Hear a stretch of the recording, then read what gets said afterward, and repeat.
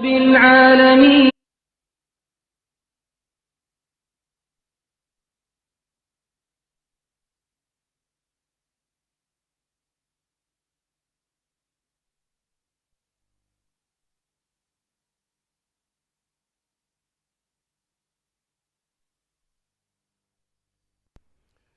أعوذ بالله من الشيطان الرجيم. بسم الله الرحمن الرحيم. والصلاة والسلام على رسول الله على من لا نبي بعده. وأشهد أن لا إله إلا الله وحده لا شريك له. وأشهد أن محمدا عبده ورسوله. أيها الإخوة الكرام والأخوات، أحييكم بتحية الإسلام ألا وهي قائلا لكم جميعا السلام عليكم ورحمة الله تعالى وبركاته. musidɓe julɓe ndaroɓe oɗo télévision meɗen Jama TV, min salmini on ko kala ka wawɗon wonude. min toranike on jam e kisiye ka jawle e ka ɓeygureji. ɓawɗum hiɗen yetta Allah subhanahu wa ta'ala, hiɗen seedo ala rewteɗo so wona kanko Allah subhanahu wa ta'ala. nafa rewɗo lorra kadi mo rewali, ko waɗi banu adama on so addama kawleri ɗo rewali Allah subhanahu wa ta'ala, wonali e ley yamirore Allah subhanahu wa ta'ala, fala nanqusuhu minhu sayya. ɗum ɗuytata Allah hay e hunde, ɗum ɗuytata ay Allah hunde. ay dewal ngal ko intérêt ma neɗɗo on.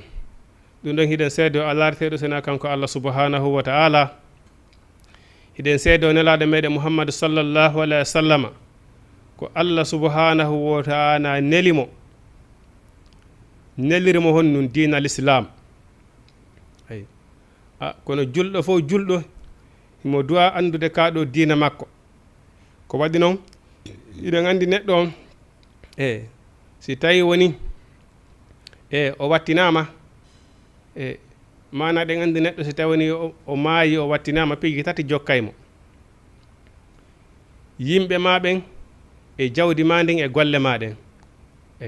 jawdi ndin ndi jokketaka dambugal berɗe ndina min o mi feƴata ɗen ardan ha ɗo. yimɓe ma ɓen jokki ha ɓe wattine, ɓeyna min wallima ha ɗo. honnon an e golle ma ɗen haddotata ɗon. an e golle ma ɗen ko ha ila yawmi din. kono nde yimɓe ma ɓen wattimma hoccitinde no tawa si malayka ɓen si ɓe ari ɗo landago ma no tawa ko ɓe landotoma ma diinu ka o diina l'islamu ko nelaɗo adduno e ma, nelano e ma diina l'islam. no nelaɗo makir noon inna dina indallahi l'islam. o islamu ma ko honno, ko honno fi diina ma kan a wonno pratiquant e ɗum harana innugol tun ko julɗo. ay ɗon neɗɗo on o justifide ɗon ko laaɓi pos komi julɗo haqqannu, mi gollitirno l'islam o, mi tabutono horade nde l'islam kam, mi jaɓuno l'islam o, mi gollitirno. dalilu on ko honnu a gollitirno. ɗon on tigi justifide ɗon ko laaɓi pos. ay ɗum noon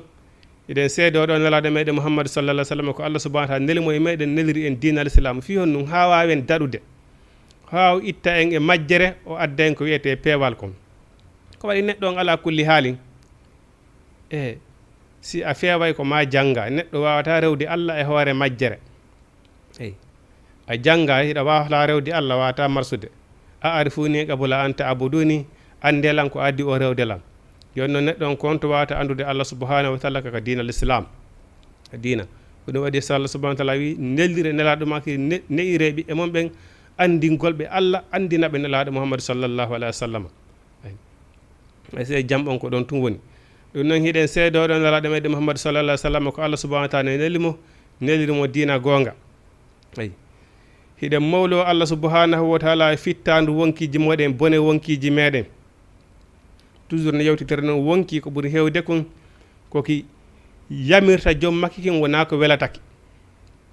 wona ko welatake. inchallah en aroya e muɗum. ɗum noon hiɗen mawlo Allah e pitta bone ɗiɗo wonkiji meɗen.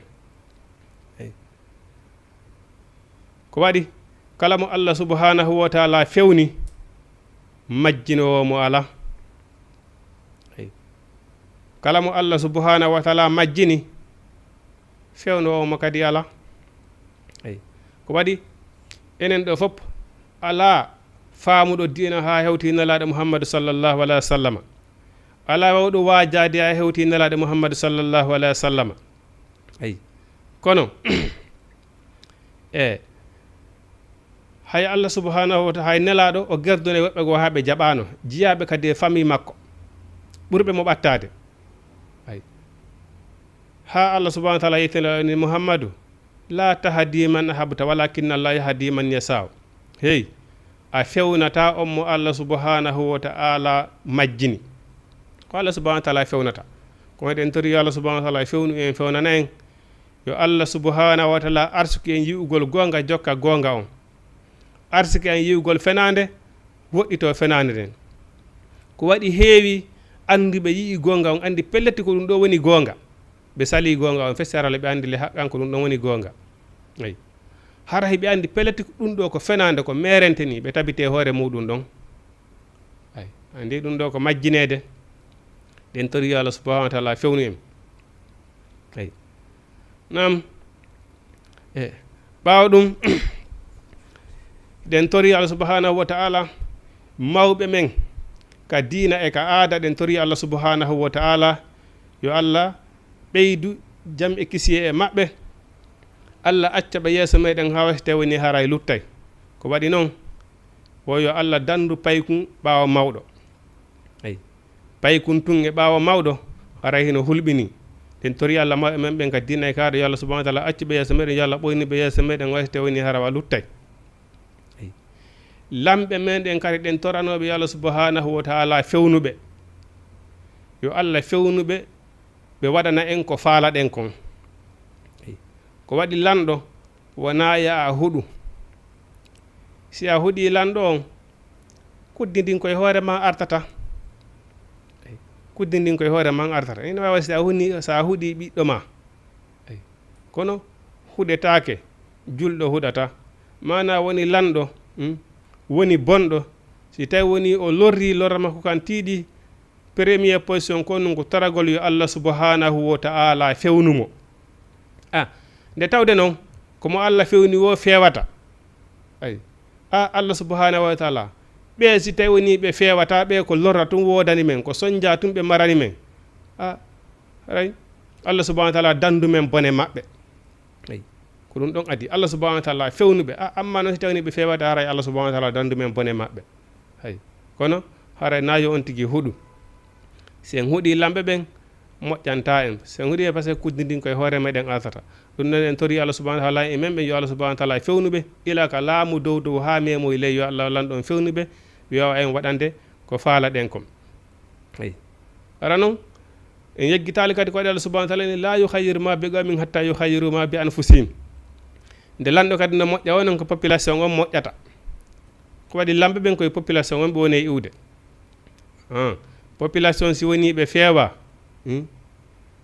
ɓe nunɗa janfodirayɓe lorridirayɓe ɓe heɓata lanɗo moƴƴuɗo ɓe heɓata lanɗo moƴƴuɗo ɗum noon en tori Allah subhanahu wa taala yo Allah fewnu en fewnana en haray hiɗen yetta Allah subhanahu wa taala e batte ngal dewal ngal iwɗen e muɗum gaynuɗen e muɗum ɗe balɗe ɗo ɗum ko honnum ko nde juldere meɗen wiyetede julde donkin ko waɗi noon dewal julde donkin ko dewal ɓurgal mawnude kadi noon e dewe ɗen Allah subhanahu wa taala wenu o wi fissanati idayni hino e nder hitande nden juldeje ɗiɗi idil aduha wa idil fitri julde donkin e julde suumaye ko ɗeɗo feetoje julɓe ɓe mari amma julɗo goo ɗaɓɓanɗo hoore mum inni ɗum ɗo ko feeto goɗɗum go ko tawi wona ɗeɗo ɗiɗi haray o ɗayni hoore makko Allah subhanahu wa taala ni ɗeɗo ɗiɗi onon julɓe ɓen fije welto ɗon yanña noon ɓe nguure moɗon nden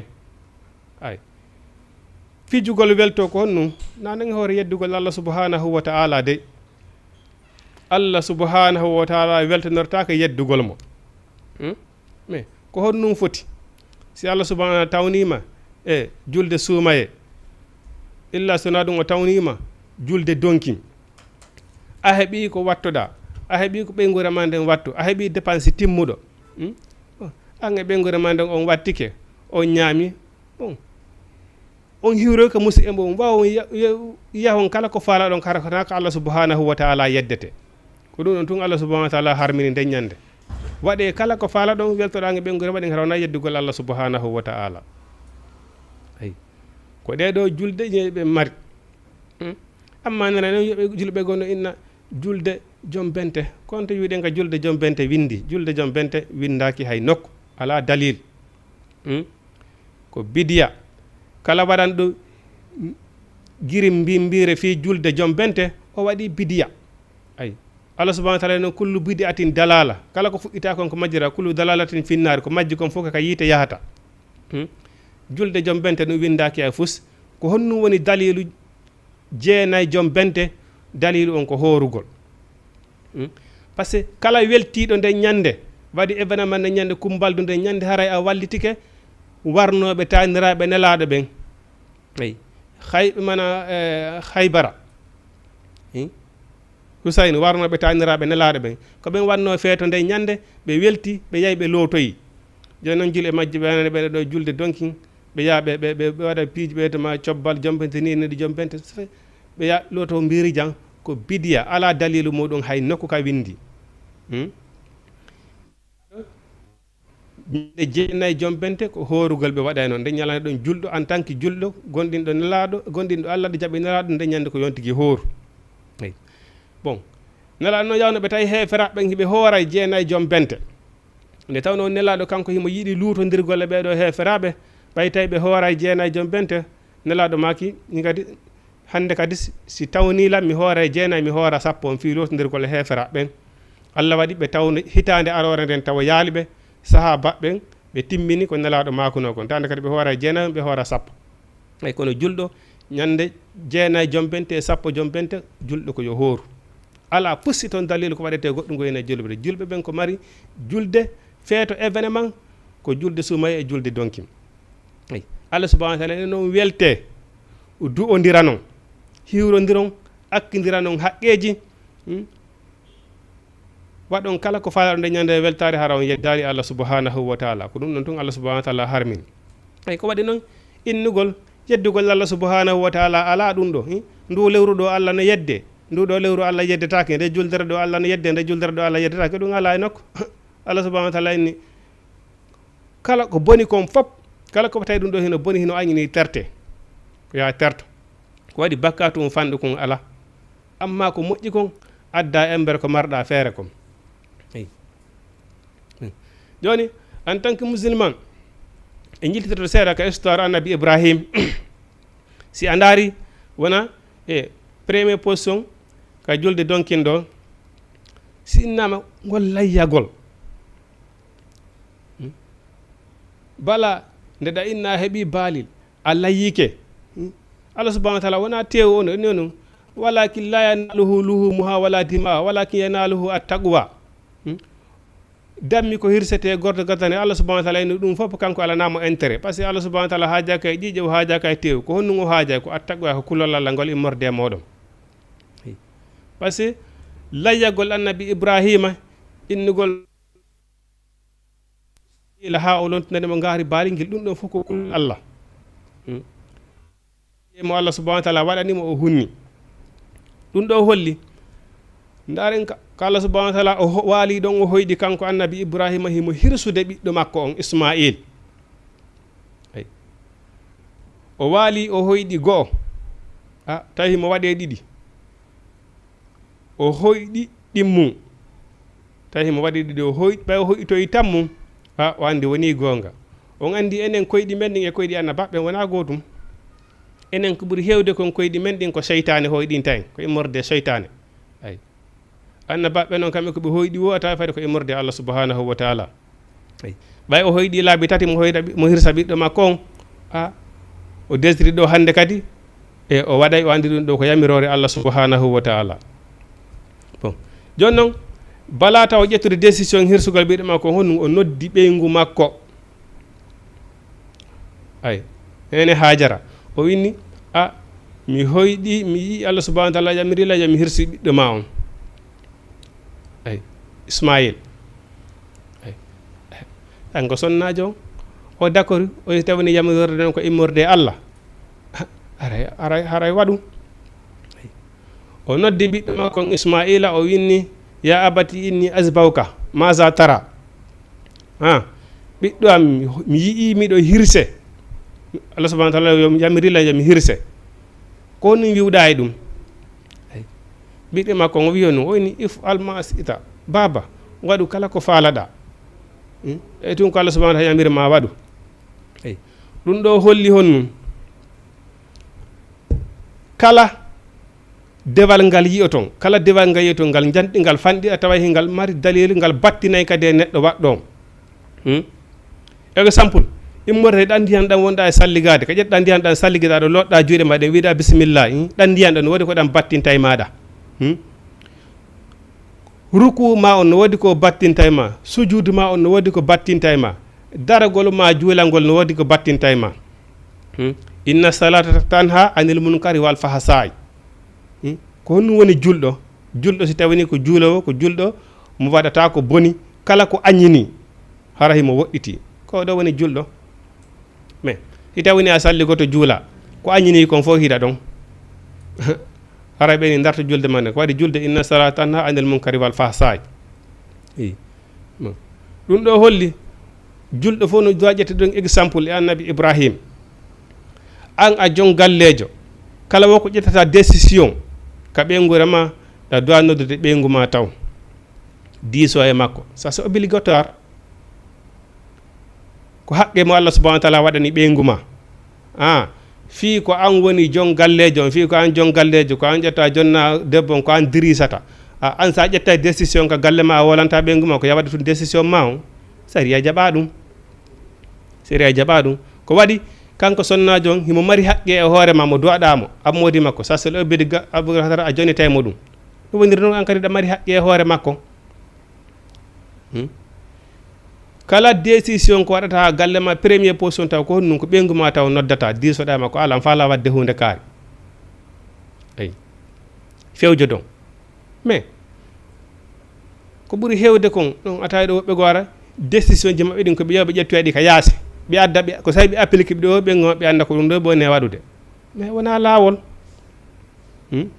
bon si a noddiɓe a ƴetti décision ka galle ma a noddi ɓeygu ma on yewti on famodiri nodda kadi ɓiɓɓe ma ɓen inna atti tigi ko mi ƴetti décision ɗum ɗo ko ɗum ɗo mi faala waɗude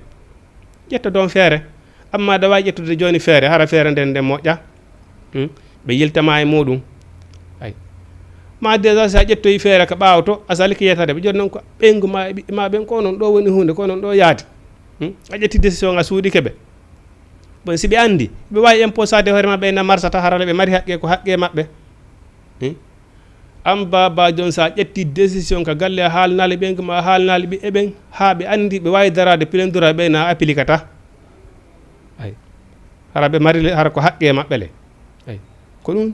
jeyaka e jikku moƴƴo ƴettugol décision ka galle muɗum hara yetaki ɓeygu mum yetaki ɓiɓɓe mum ɓen ay par ce que ko ɗum ɗo wonno jikku annabaɓe ɓen hay nelaɗo Mamadou sallallahu alaihi wasallam ko no Allah subhanahu wa ta'ala ni wasawirhum fil amri ka kala décision mo ƴettata diisodire sahabaɓe ɓen aɓuru nelaɗo Mamadou sallallahu alaihi wasallam ay bon dare ɗum e hoore muɗum ɓe kanko annabi Ibrahima ara o noddi ɓeygu makko o noddi ɓiɗɗo makko o inimo faala mortude seytane ari ɗon so insini ay so insini ɓeygu makko o ini a heɓay ɓiɗɗo ya ha o mawna modi ma yettama hirsa yo mais kono nangi o a jaɓay ɗum ay o ƴetti hayre o ferimo o ari o soyinsini kadi Ismaila wona ɗo hirsede on kadi ƴetti hayre ferimo annabi Ibrahima ka zale ko ɗen woni kaaƴe feroyteɗe ka mana makka ka si hajju ngu gasi mana ko seytane wona fidete ɗon ko ɗen kaaƴe ɗen noon eyi kono l'essentiel on ɗum ɗo holli kala wo goɗɗo ko watte dewal ngal ko kulol Allah taw o doit ardinde so tawi woni o ardini kulol Allah inchallah dewal ngal Allah subhanahu wa ta'ala wawa ngal jaɓude ay innama al a'malu binniya wa innama li kulli mri'in ma nawa away bon si ɗum ɗon feƴƴi en inneɗo joni si bimbi julde ay en fof hiwrodiren akkidiranen hakke kala ko mi waɗuma accanan kala min kadi kala ko waɗɗala mi accanima bon ɗum ɗon noon haray hino hani kontinte hakkude julɓe ɓen mais en juuli donkin ha en gayni en torodirani haqqe en fof en akkidiraɗan haqqe ko waɗidirɗen ko fof endirtande mais mo kala no hani moytadande kadi haqqe ɗimmo muɗum har siga ɗum ɗon wattali hande kadi par ce que en anda si taw woni donkin kadi tawoyayi en ha ka akkidiranen haqqe kadi ha kono kay julɓe ɓen ala kulli haalin ala innugol ko par hitande tun ala kulli haalin koɓe hono rewɓe akkidiraɗan haqqeji mo kala kadi moyto haqqe ɗimmo muɗum pullo fo tawni ko a wujata ka temmere ma kon wota wuju ka temmere ɗimmo ma ko welatama kon ko anduɗa welatama kon hara waɗali ɗum ɗimmo ma mais kono hay ɗo entre julɗo e julɗo ɓay tun hiɗa wawi on tigui ma hiɗa ɓuurimo doole maɗa ɓuurimo capacité yeeyamo jaggo filagramme ɓayɗa andi hi o wawanama hay fusa ayi ɗum kadi wona jiiya ɗum e jikku moƴƴo ayi wona jiiya ɗum e jikku moƴƴo kono jule ɓen kala o ko ɓen mo kala no han rentade ɗimmo muɗum añinana ɗimmo muɗum e ko boni wonnal subahanahu hen ren inna allah wona la yuminu ahadukum hatta yuhibbu li akhihi ma yuhibbu li nafsi hay goto e moɗon wonata julɗo gonɗinɗo ha tawa hara koko yiɗani hoore makko konko ɗum o yiɗani julɗo ɗimmo makko konko ɗum noon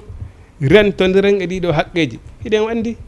ko sattinoyta dargal ngal ñande janggo koko ñiwi ɓe mbaɗidiri kon ko waɗi haqqe ma e Allah subhanahu wa ta'ala on haqqe ko waɗuɗa Allah subhanahu wa ta'ala kon ñande ƴettuɗa décision innoɗa a tuubi o Allah subhanahu wa ta'ala jaɓante sarti on noon ko honnum ko hara kadi a wattali ko innoɗa tuubani kon eyi Allah subhanahu wa ta'ala jaɓanta tuubiye tuubuɗo ha gayni tawi pas yiltiti kadi e bonnere ko ndew tuubani kon yo taw hara sa inni a tuubi a filirtata ko ɗum ɗon hande kadi asturutu tawbati an nadamu ala ma fata alay ay wa yanwi alla yauda fima baqiya min umurihi a niisi ko wonnoɗa e bonnude Allah subhanahu wa ta'ala kon ɓawde niisuɗa ila daññande desida hande kadi a filirtata ko konko wannoɗa ɗon hande kadi ko wonko tubanɗa kon tubu biyema on laaɓi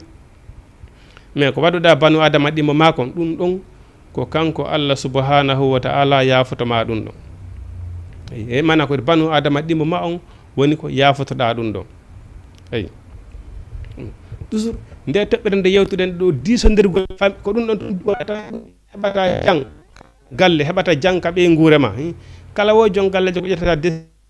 guurema nden exemple hay so tawi woni hara ko jombugol ɓaye ɗo joni wona jon galleɓe goo so tawi woni ɓe falama ɗo jombude ko say ɓe debbo naati e galle o ɓe go maɓɓe anda hiɓe jombude wona ko waɗi lawol hay so tawi woni hara ko jombugol hara a jombayɗa dowa yeytade ɓeygu ma he lam faala jombude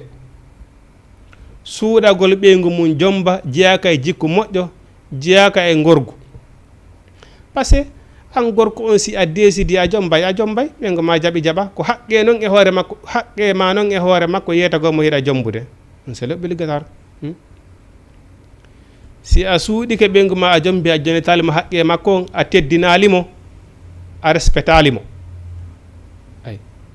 ko haqqe makko le hoore ma fi ko ɓeygu ma ko haqqe makko e hoore ma teddingol mo respectugol mo jontugol mo haqqe makko on hawatimma tis ɗum ko farilla e hoore ma noon ay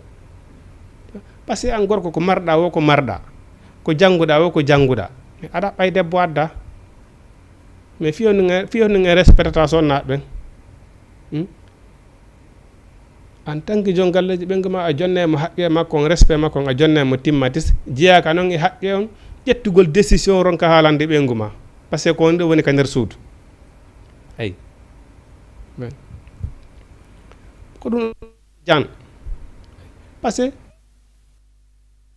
ademo kanka do wattima suuɗade ɗum ɗon tum ayi ɗum noon en tori Allah subhanahu wa ta'ala yo Allah subhanahu wa ta'ala fewno en fewɗen en okka en ɓerɗe laaɓuɗe wawɗe tawata hara mo kala ko yiɗani hoore mum gon ko ɗum yiɗani mo siɗɗo mum ɗum on kom nam kanko Allah subhanahu wa ta'ala wi honnum ba'da auzu billahi minash shaitanir rajim wa bashiril lazin weltiniriɓe amanu gonɗinɓe wa amilu salihati ɓe golli golleji moƴƴi ko honno woni neɗɗo gonɗinɗo wona enugol tun komi julɗo si a woni julɗo a kattoto kadi ha heɓa ko wiyete mu'mini kon gonɗinal gonɗinal wona ka nder ɓernde ma haqqan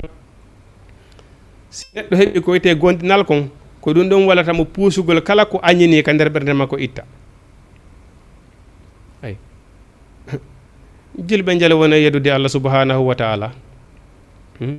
julɓe jel woni pallade ɗo cikkito waya ko Allah subhanahu wa ta'ala yiɗi yarala karano laaɓani e pelete ɗum ɗo Allah yiɗa ɗum nelaɗo faalaka ɗum no tabite hoore ɗum bimbe kikeɗe jemmeñel lorma aɗa lakko ɓe julɓe ka mais mu'min si neɗɗo woni mu'minu kala ko andi ɗum ɗo tikkinayi Allah subhanahu wa ta'ala o rentoto e muɗum kala ko andi ɗum ɗo kadi tikkinayi banu adama ɗi muɗum ko haqqe banu adama ɗimo makko kadi o moytoto e muɗum par ce que andi haqqe mo joganira banu adama ɗimo ma on ñande janggo Allah subhanahu wa ta'ala ene ndeya teppereti ñamal ngal tawto tanel ngal ha jonita haqqe ma ha jonitamo haqqe makko on mo joganiɗa haqqe on hay tawni kanko kaka yiite o woni yaade an kaka aɗa jane wonɗa yaade a jonitamo haqqe makko on ay joni noon perdidin ko honto woni neɗɗo hino golla moƴƴere ha hara moƴƴere makko nde no yonnuno ko naaduyamo alijanna ay mo gollanno ko naatata mo alijanna fes mais o yaha ñande janggo hara mo jogui haqqeji yimɓe ɓew jonitata moƴƴere makko nde fof jonniti haqqeji yimɓe arande kala luttira e fus ay bon o yaha ka yiite Allah subhanahu wa ta'ala ko ɓeɗo woni perduɓe kono goɗɗo ko julɗo neɗɗo wiyaɗo banu adama julɗo kadi to heɓa mu'minu goyete gonɗinal kon julɗo heɓa e gonɗinal ko ɗum ɗo wata rentinde on tigui kala ko wiyete bonde monen ko ɗum woni heɓugol gonɗinal mais ko waɗugol haqqille mum ɗen e Allah subhanahu wa ta'ala mais anda neɗɗo on a jiya hoorema a anda fi hoorema est ce que enen ɗo fof hiɗen andi ko honde hawreten e malakul mawti jooma ganden wi wo Azrailu malaka mayti warowo om goto kala e meɗen ñande wo kala o reway ko dambugal on tigui laabi jeɗɗi ay goto kala e meɗen wuurɗo ka horlede ɗo ñande be ñande malakal mawti wo reway ko dambugal on tigui laabi jeɗɗi o ara mawla hoore on tigui nde wiya he ay na mi yeggitalima do ko sayi on woni hewtali habbolan tummiɗo ara nani ay ñande hewte noon wala stagde muna sa'ata ñande wagutum a on hewti o hay haja kay ɗum miɗo udditi projet miɗo mari ɓikkoy koye janɗali miɗo taƴi mariage miɗo moƴƴini visa miɗo habbi yewgol leyɗe porto miɗo fuɗɗi galle haaju Azrailu ala ɗum so waranima ay koto kay neɗɗo fof neɗɗo hino du'a ko okkatama imanu billahi enede mi anda ko honde mi fottata nde mayde a anda ko honde tuma arata kono neɗɗo on kadi fof no du'a akkidata haqqille muɗum hay goto e meɗen anda ay akkita noon haqqille ma e Allah subhanahu wa ta'ala prépara ka mayde nden tawe ko waɗi nelaɗo maki ko hombo woni ƴoƴuɗo ko hombo woni kala banteji ko gollanɗo koni ɓawa mayde nden kon par ce que neɗɗon si o gollali ha mayde nden ari aray lanni a wata gollore ne kono wawa mayde ay perdi ko ɓeɗo yahoyta Allah subhanahu wa ta'ala malaika ɓe landoyoɓe ɓe inna onon ko honnum joɗino ɗon ka aduna sali ɗon gollugol ko moƴƴi Allah subhanahu wa ta'ala ñande bayno udditani on dambuɗe moƴƴere ɗen si a golli moƴƴere hun gotum ina yeɓeteɗa waɗe ko sappoɗa kon sa golli bone hun ko gotum ko kun ɗon tun yeɓete ko ɗum onon darno ɗon ka aduna ɗi occasion ji ɗi Allah subhanahu wa ta'ala waɗi onen fop si a juuli hakkude waɓutu e waɓutu kala bakkatu ko waɗɗa ɗon Allah yafantoma bon e moƴƴereji kala moƴƴereji waɗeteɗi ɗum saɗa konngol moƴƴol ko sakka hande yaltu yaha ndara ka garan place ji sa heɓay ton konngudi moƴƴi yaha ka marché ji sa heɓay ton konngudi moƴƴi hay ka juulirde tawta ɓen hino wikkodira ton konnodira ton pira fi hay salli a yeyno pira fi kono woni siga ɗum ɗon piiji neɗɗon hola haqqe ɗima muɗum on rento e haqqeji Allah subhanahu wa ta'ala ɗin a woni mu'minu haqqan gollana o kala hula haqqeɗi mo muɗum on non kira noon ko hombo woni hisuɗo ñande janngo ko woni malaɗo ñande janngo ko ommo hisuɗo ko ommo on maajiɗo tawi Allah tawi mo hisi e haqqeji kawtal makko ngal ne ande neɗɗo goto nde feƴƴinno ɓe tawi himo juula himo janga kono tawi o lorra e kawtal makko ɓay ɓe lande ko nelaɗo fi makko nelaɗo ko maki himo ka yiite ay o juulay o jangay o fukkata o maki himo ka yiite par ce que haqqeji ɗi o jogani yimɓe ɓen ɗin ɗon o jonitay ɓe ɗi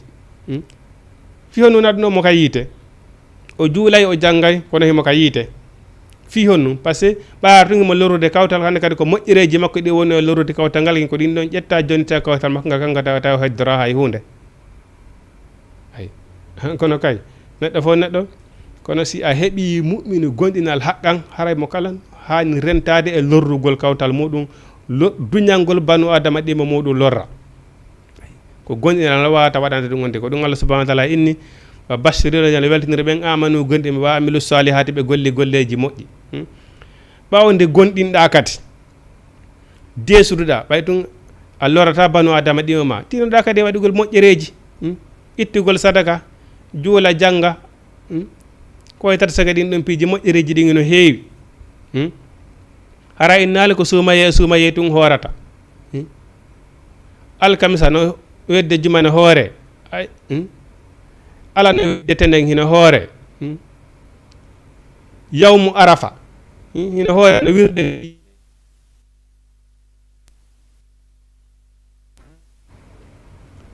mana ɗum ɗon ala neɗɗo fof neɗɗo Allah subhanahu wa taala ni wo hay goto horanta Allah subhanahu wa taala ñalal hara ko an itti e plaisir ma inni ngal ɗo ñalal mi subhanahu wa taala inni sona ko yoɓitirta ma ngal ñallal ngal horɗa sabu Allah ɗon ko alijanna o yoɓitirta ma ngal kono ɓuri ɗum ɗo welde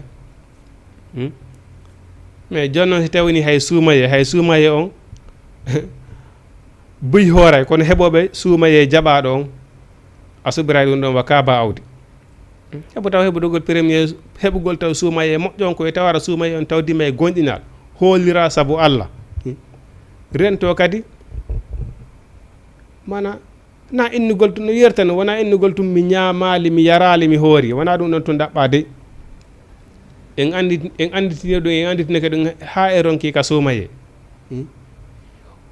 wonugol ñaamari yalali ko ɗum ɓuri wonde facile e korka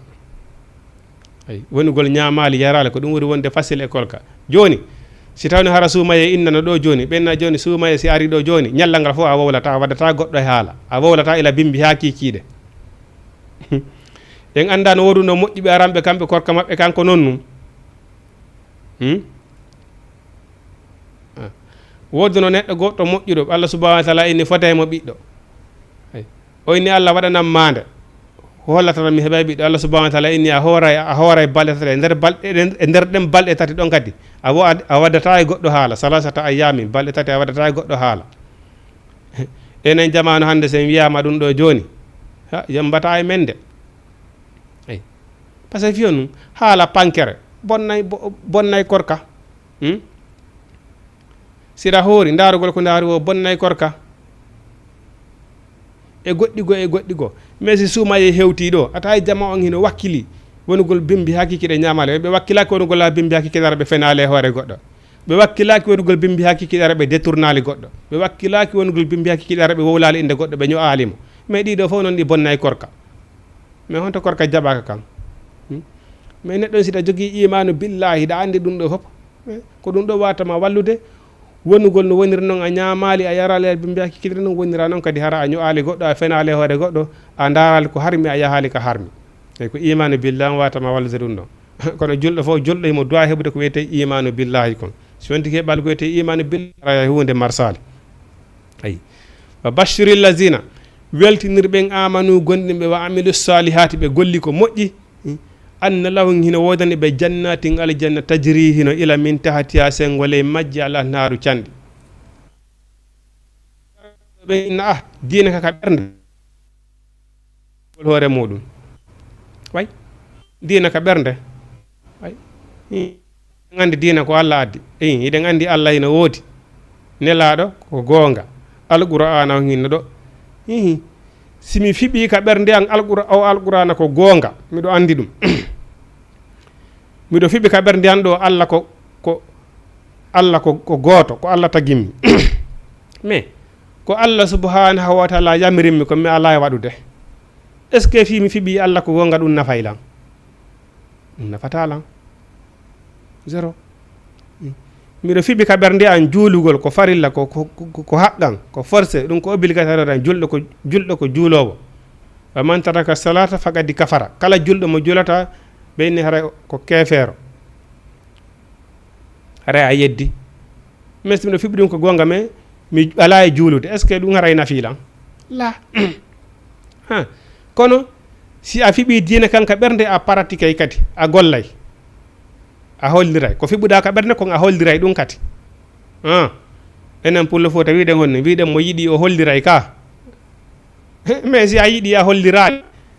no wirta no wo ko on no menda ko guiɗo mo ɓeydali yiɓɓe ko gaña tulti c'est comme ça seɗa yiɗiri kay mo seɗa yiɗi tun a holliray ka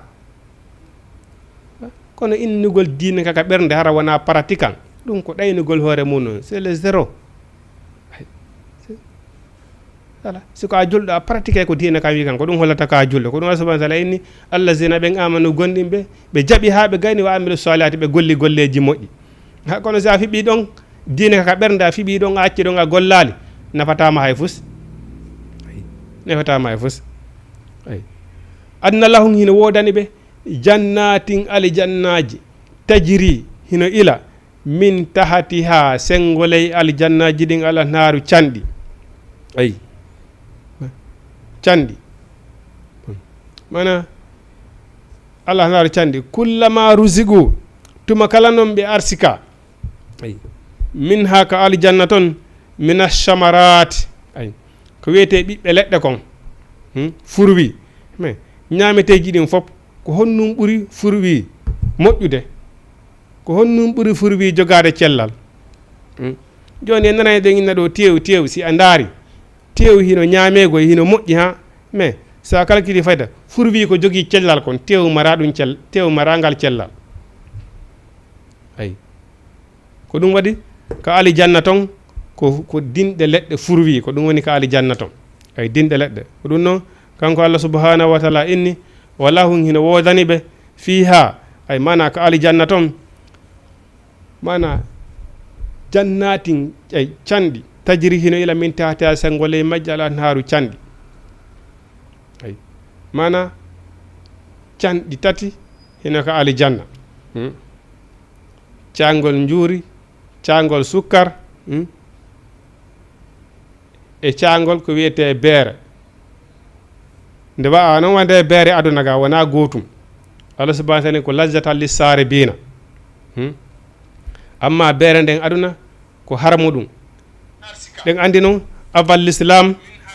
ay avant l'islam hari beere nden hino dagi ay avant l'islam hari beere nden dagi ko honnum Allah subhanahu wa ta'ala harminani beere nden ko tawde hari jile ɓen si ɓe yari beere nden ɓe sulay si ɓe suli ɓe wawata darade juula ay Allah subhanahu wa ta'ala ni hande kadi beere nden nde harmi huwa ummul khabaisa kala ko boni kon ko beere nden woni nene muɗum ay bon hiɗen andi hay ñamete Allah subhanahu wa ta'ala ko ni kulu wasirabu ñaame yaron seeɗa julɗo wona ñamugol ha paadaranno ɗum tawa kay jikku julɗo okkata kadi cellal ɗon sukkude ndaare ko ɓuri hewde kon ɓe toŋanteɓe ñameteji welɗi ma ɓe gastrique nangata uma awa gasile o ɗuma awa gasi mi yeggiti nawnaade nde nawnaje waɗɗe danger ko ɓuri hewde ɗe nangata ko yimɓe marɓe moyen ɓen patron ji ɗi par ce que toujours hino ñaami ha haari ñamgol piiji welɗi ay mais julɗo naaje woni toujours kala hiɗa haari naaje woni toujours kala hiɗa haari nelaɗo maki julɗo si a ñaami ko ya feccurede ma ɗum pecce tati si a ñaami acca pilasi ndiyan ɗan e pilasi fofa ngon ay kadi neɗɗo si woni toujours kala himo haari toujours kala himo haari kala han tirta fi Allah no woni tirta fi dewal ko ɗum ari Allah subhanahu wa taala addi suumaye ko wiyete suumaye kon ko fi ɓe marɓe moyen ɓe anda heege kamɓe ɓe mara moyen tawata si soƴƴino jiɓi tora si hirtike no jiɓi ko soƴƴira par ce que no wodi wonɓe ka horlirude ɓe anda ko wiyete heege ɓe anda ko wiyete tampere ɓe andi ko wiyete tampere heege woyla e suumaye ha e suumaye no wodi noon ɗo woɓɓe goo baba ñande fini yoyte ko nde ñande yitere ɓuri dindude par ce que ay hunde ala ay ala ay ifa ono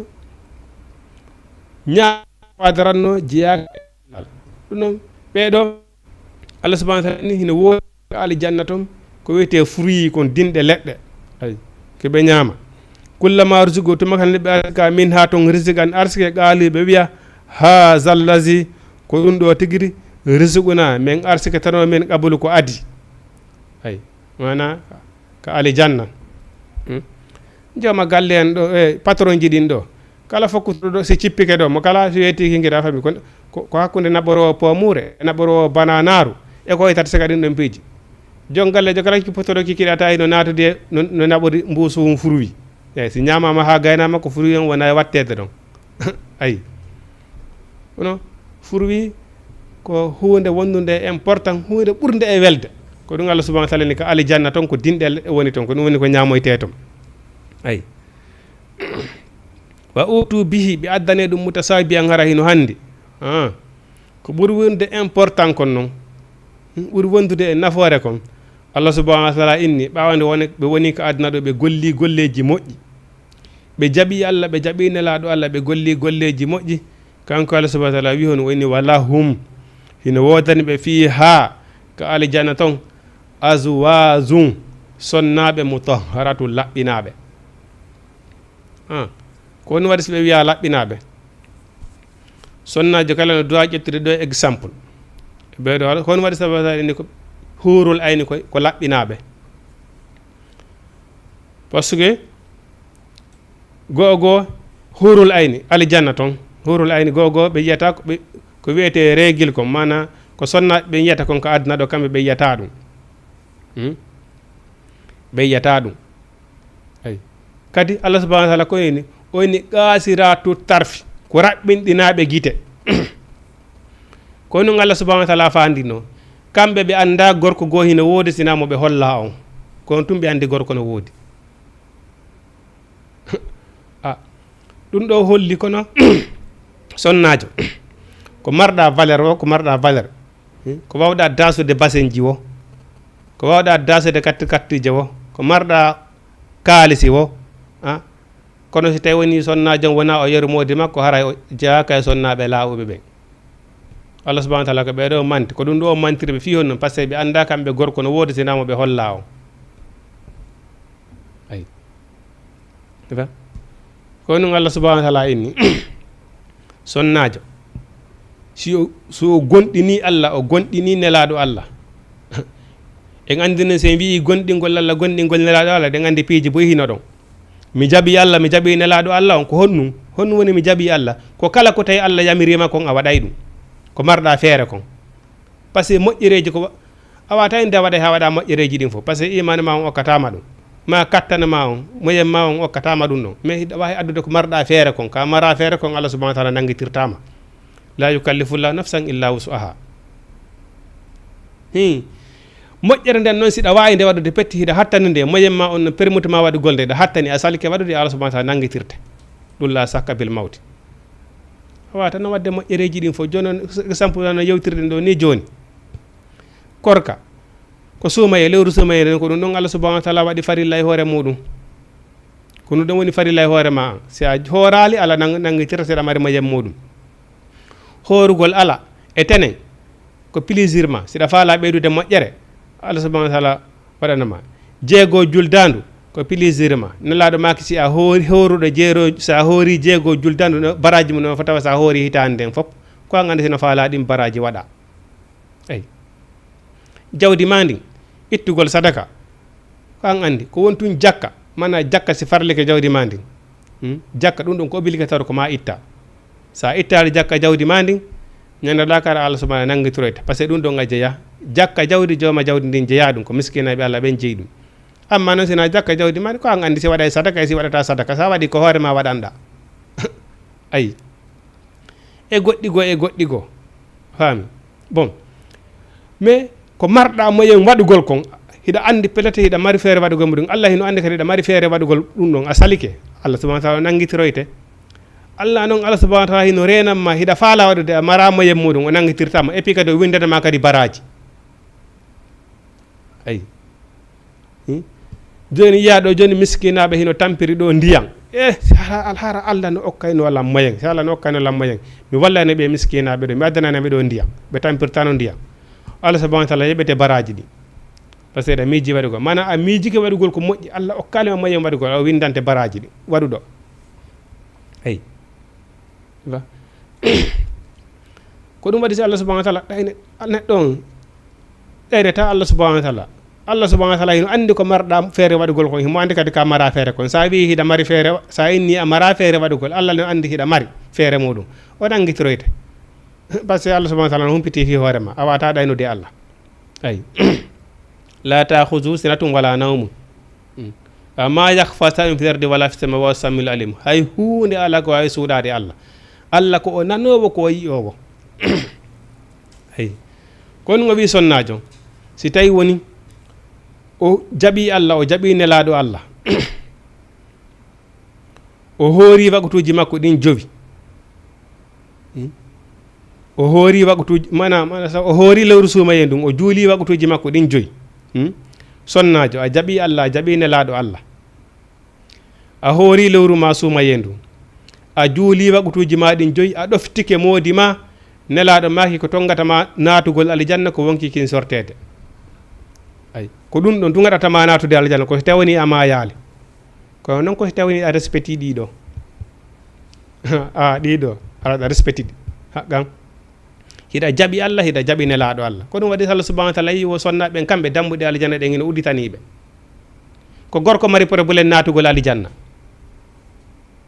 gorko mari probléme natugol aljanna de wekku wakko faami sonnajo dambuɗe aljanna ɗen ina udditaniɓe Allah subahana taala ɓe naatu kala koɓe faalira kono kamɓe ɓuuri ɗuɗude ka yiite par ce que fiyon nu way ɓe applique ɓe jaɓali ɓe hoori sonnajo o jaɓi Allah o jaɓi nelaɗo Allah wiɗen ɗon piiji bu hino no suumi ɗon par ce que kala ko tawi hino añini kon a tertat fes kala ko moƴƴi kon adda ɗum tawi ko Allah subahana taala haɗuma toon fof o yiyatama toon a jaɓi Allah ko nelaɗo Allah on haɗuma kon fof o yiyatama toon a jaɓi nelaɗo Allah ɗon on a pari hikka ɗon honnum si suumaye ari lewru ma suumaye ndun hoorandu sonnaɓe jalo ñawliɗo suumaye ɓe andanda ɓe ñawli ko suumaye ha ɓe gasi mais suumaye ara ha tawtoyaɓe ɗon hara ɓe ɗumannaki hara ɓe yoɓali suumaye mo ɓe ñawlino o na jiyaɗum e welsidare angal respectugol diina kan sina ɗum en tant que sonnajo si tawini a ñawlike suumaye on a du'aka darade ɗum welsido ha suumaye ara tawyama hara yoɓali suumaye ka holli a respecta suumaye ay kono o hoori suumaye makko on o juuli mana o hoori suumaye makko on o juuli wagutuji ɗin joyi mais sonnaɓen kadi jala ɗo hande tawi no howintani ɗo juulugo ko wiyete julde kon et pourtant le dewe ɗen e ɗuɗude hajju e mawnude korka e mawnude julde no ɓuuri ɗiɗo fof mawnude ko waɗi dewe ɗen fop kaka hoore leydi ɗo ka hoorde ɗo woni ko farla mais julde nden kaka asamaw sengo ɗo asamaw ko tan woni ko julde nden woni ko farloya kono julde wona cakani kadi kala golle ɗe neɗɗo golli ɗo ñande janggo jawmal qiyama ko julde nden adete vérifiode julde nden siɓe vérifie ɓe tawi julde nden nde manki nde timmali nde moƴƴali fes korka daretake hajju daretake ko ɗoftinoɗa modi ma daretake ko janganiɗa nene ma e bamma daretake en tant que julde moƴƴali ko hajjanoɗa daretake kono neɗɗo noon so tawni ara o juulata o respecta julde nden est ce que ara e marsali ayi kono sonnaɓe ko ɗum ɗo kamɓe natugol aljanna nde wonani ɓe facile mais probléme on ko wonta ɓe ala respectude kono wasi nelaɗo maki ko kamɓe ɓuuri ɗuɗde ka yiite ha nelaɗo landa ko saabu honno ɓe wi goho hino tawa e muɗum sonnaɓe ko ɗuɗɗinoytaɓe ka yiite hiɓe dulli sonnaɓe hiɓe dulli ɓe duɗɗinayi kadi huɗugol sonnajo so heeɓi ɓikkoye ɗiɗo ka galle no woniri noon paykun no metti ɗum annade Allah huɗima Allah waɗiri ni huɗugol moƴƴa sa huuɗi kuddidin koye ma ruttoto nelaɗo maki no tewa ko ɗuɗɗinoyta sonnaɓen ka ko kamɓe ɓuri ɗuɗde ka yiite hiɓe dulli ɓe huɗay a yay ɗo joni fewno ko jombata sonnama hari moyen hino woodi on sa waɗanayno moɗi 9 ñande wonoy jawdi ndi lanni ay mo wawi dara ɗo ina min fusti a duncanalaga hay mana ko ɓuri hewde sonnaɓen ko marɗo woɓe andi fewde ko marɗa sa waɗanade ɓe honnude ñande lanni ɓe andi hi a lanniri ɓe yeeyi goɗɗo goo kadi ɓurɗoma sa fuɗɗi golde ɓe na potte yo sannoga duncanalaga hay hunde ɓe guide ko waɗanoɗaɓe kon Allah subhanahu wa ta'ala ɗum hino tawa e ko naadoytaɓe ka yiite ay e ko ɓe huɗata kon mais et pourtant noon natugol aljanna no wonannoɓe facile ay ko ɗi condition ji ɗo reppiɓe rampilayno honnum ɓe juula wagotuji maɓɓe ɗin jowi ɓe hoora lewru maɓɓe suuma yendum ɓe ɗoffito modi maɓɓe ɓe jaɓi Allah ɓe jaɓa nelaɗo Allah halas Allah subhanahu wa ta'ala inni ko tongata ɓe natugol aljanna ko tawni har ɓe mayar so ɓe mayi to ɓe ande ɓe nata e aljanna ay oni mana walahum hino wodani ɓe fiha ka aljanna ton azwajun sonnaɓe mutahharatu laɓɓinaɓe wahum no ɓen sonnaɓe fiha ka aljanna ton haaliduna ko ɓe luttinteɓe ton kadi ɗum ɗo ɓuuri wondude important ay par ce que aduna ɗo ko weeli wo ko weeli ko ha ñande goo aljanna noon ton ko luttugol e ko ɓe luttinteɓe ton o wi yonnum inna allaha no kanko Allah subhanahu wa ta'ala mana la yastahayi o amata an yadriba nde waɗata masala misal ma ba'uda tan harangal misal ɗon hino fota harangal misal Allah subhanahu wa ta'ala ɗon hino fota ko wette wona gabitangol sonsolwi eɗen andi gabitangol sonsolwi no fandide Allah subhanahu wa ta'ala kanko amata ko waɗana banu adama misal ko fotata wona ɗum fama fawgaha ma warin hara konko waɗata ɗon kon hewta embere gabitangol sonsolwi ay kono Allah subhanahu wa ta'ala si addi message on ko fandi o ko fandi neɗɗo no doa akkutude haqqille muɗum o anda hi o message ɗo kaka Allah subhanahu wa ta'ala woni ko iwri ay sabu nelaɗo maki neɗɗo fof neɗɗo wota yawi to bakkatu hun ko kum fandi wo mi waɗi bakkatu kon ɗum kon hino fandi ala nangatirtalan kon wona sirde wora moƴƴere hum fanɗu kon kadi ala ay ko waɗi noon aljanna ko poyen natiroyte comme football o ni ɗe reeni ɗo bon poyen hum to so kunni ɓuuri kum fanɗiri no elminde ɗo goɗɗo ka aljanna kadi ko noon hiɗa waɗa ɗo bakkatu haraɗa yawiti kum par ce que ko wona ɗum e peesoyede ñande janggo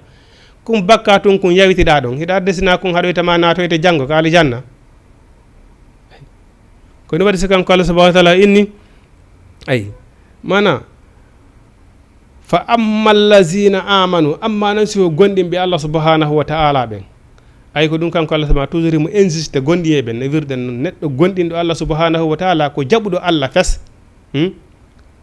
gonɗinɗo Allah subhanahu wa ta'ala ko ommo Allah subhanahu wa ta'ala yiyatama ko haɗuma ɗon ko Allah subhanahu wa ta'ala yimi falakama ɗon a yiyatamo ɗon fes ko ɗo woni gonɗinɗo Allah ay mais amma si tawini komi julɗo kono noon ko Allah falaka tan fof mi yiyete ton ko Allah wi no falaka fof mi memorta ngal no Allah subhanahu wa ta'ala inniri ɗo noon ali aduna ɗo ko kaso julɗo julɗo a anda fi hoorema a wiyata an ko faraɗa kon tun waɗata no woodi ko diina ma kon interdisema ila ka ɓornateri ma ha ka ñanduma a wiyata min komi julɗo komi faala komi ɓornoto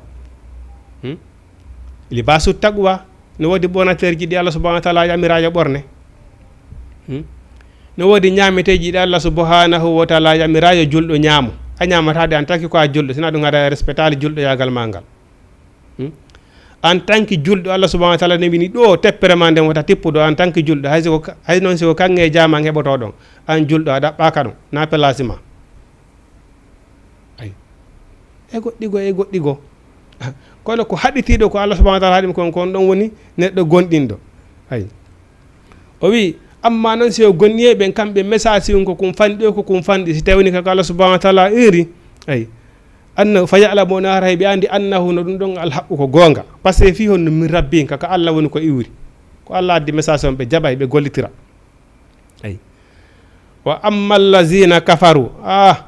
amma noon siko yeddi ɓen yuɓe haajaka e Allah haajaka e nalaɗo Allah ɓen kono wiyata fa yaquluna ɓe wiya maza arada llahu bi haza masala ko nun Allah fandi e ɗum ɗo kadi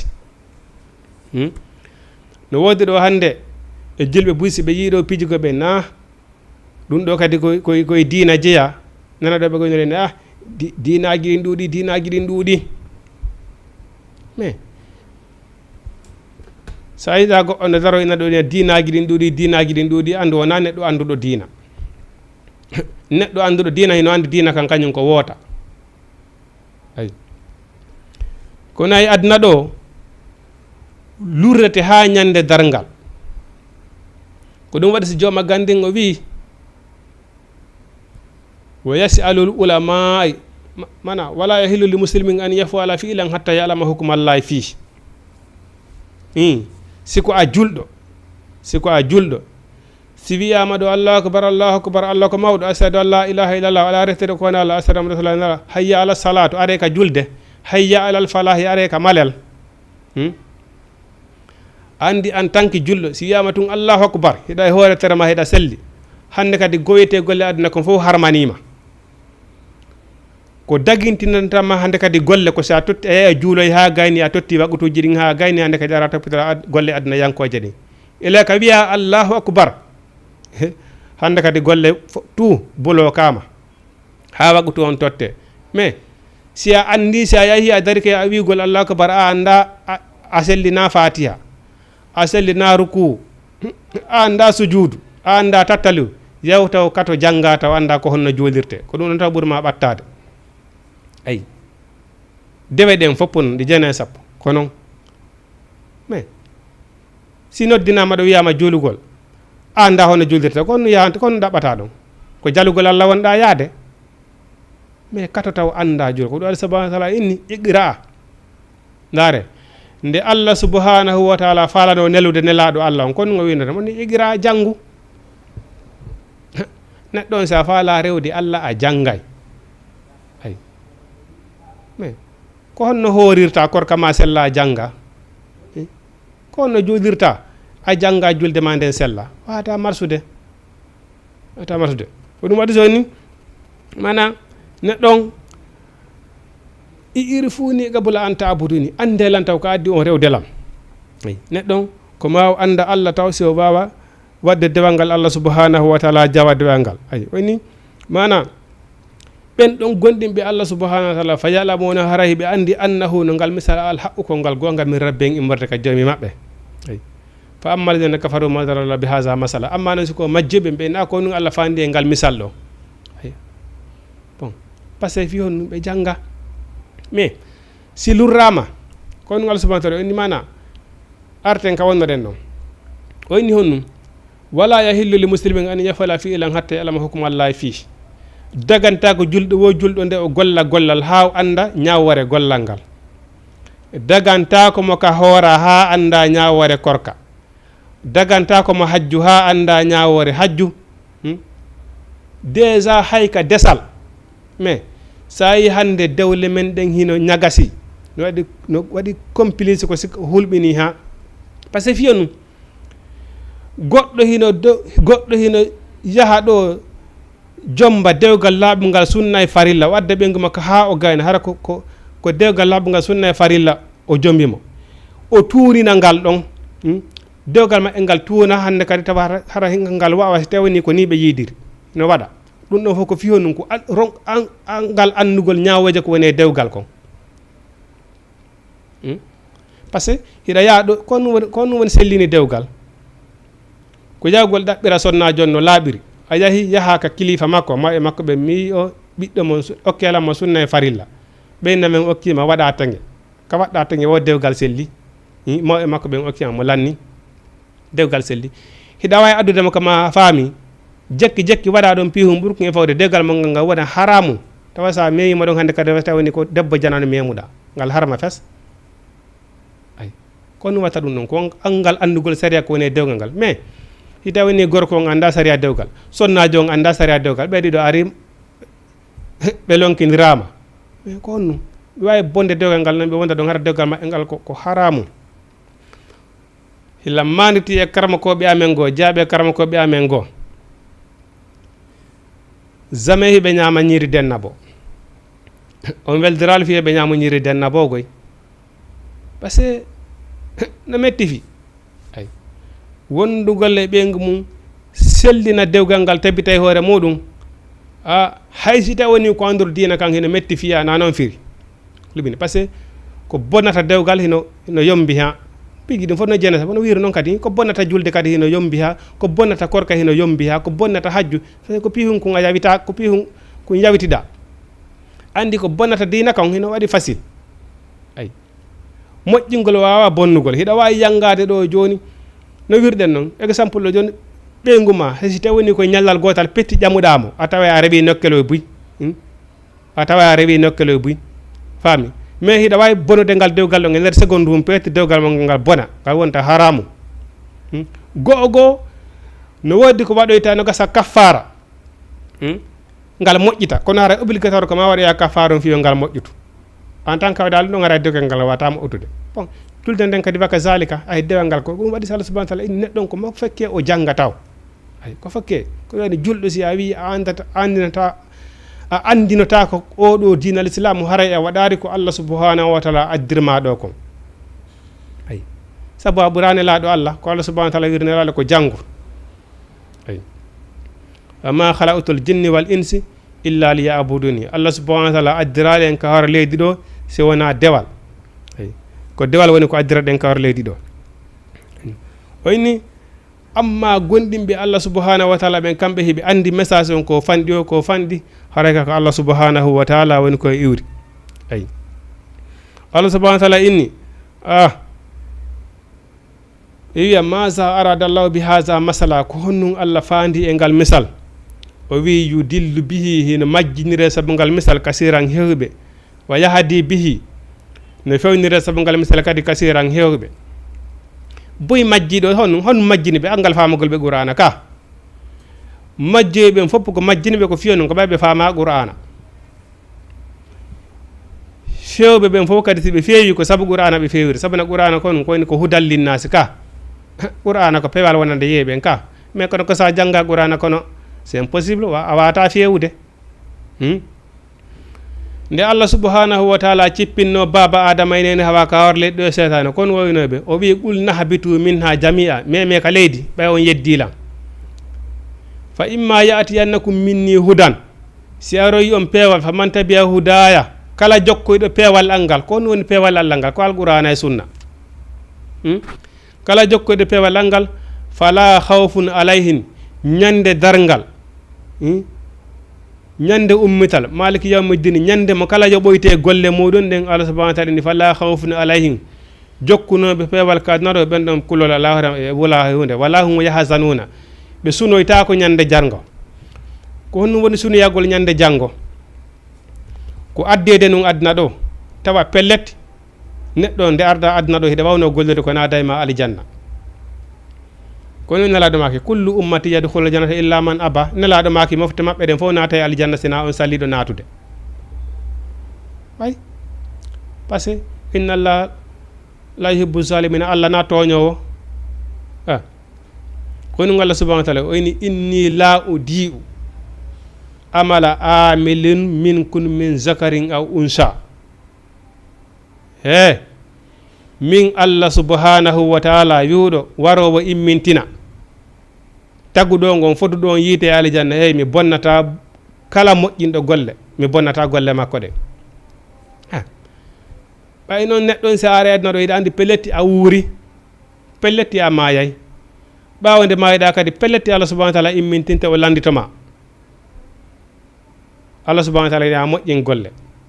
si a moƴƴini golle tun Allah subhanahu wa ta'ala wi o toñata o yoɓoyte ko aljanna o yoɓiroyte amma ne o moƴƴinaali golle kadi ko yiite ngen woni tan joddi makko bon joni noon konto woni niise ɗen suuna yaggol ngol neɗɗon ko nde adda ka aduna ɗo taw mo wawno gollude ko natata mo aljanna o sali ɗum fesi o ronki ɓannirde ɗum ha hewtoye e dargal o tawa noon hi hannde ka yiite o fokkiti o wiya e Allah nattan ka aduna mi golla ko nadata mi golloya ko yamirɗe alan ko Allah subhanahu wa ta'ala ne wata wonde hannde kadi hannde ko yiite ngen woni geɓal ma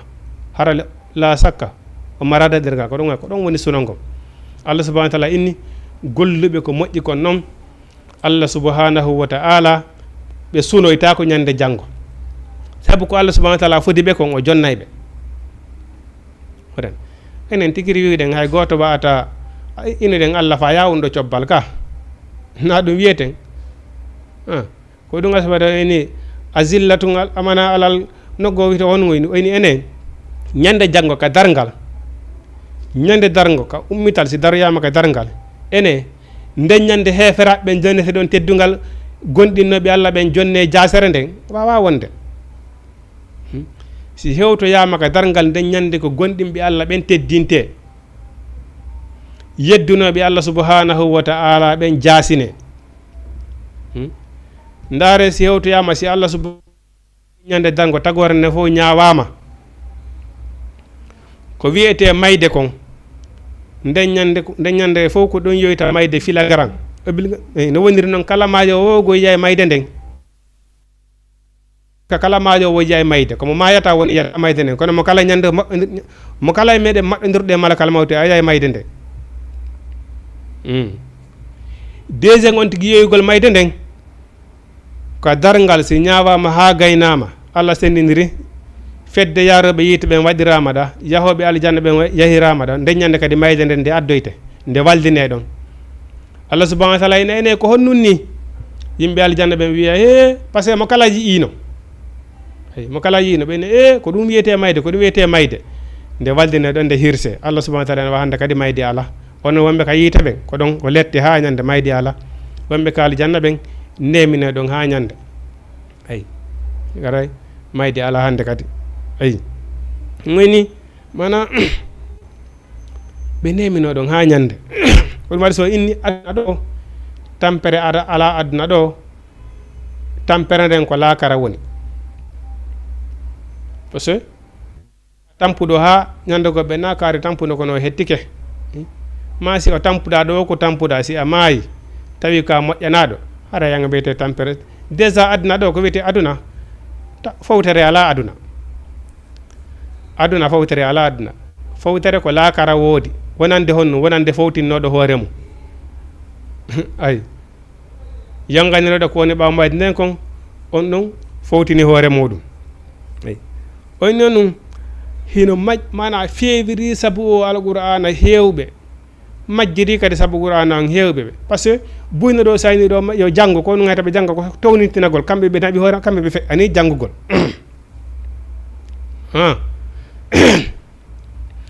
nelaɗo Muhammad sallallahu alaihi wasallam ko heɓi duuɓi 40 ans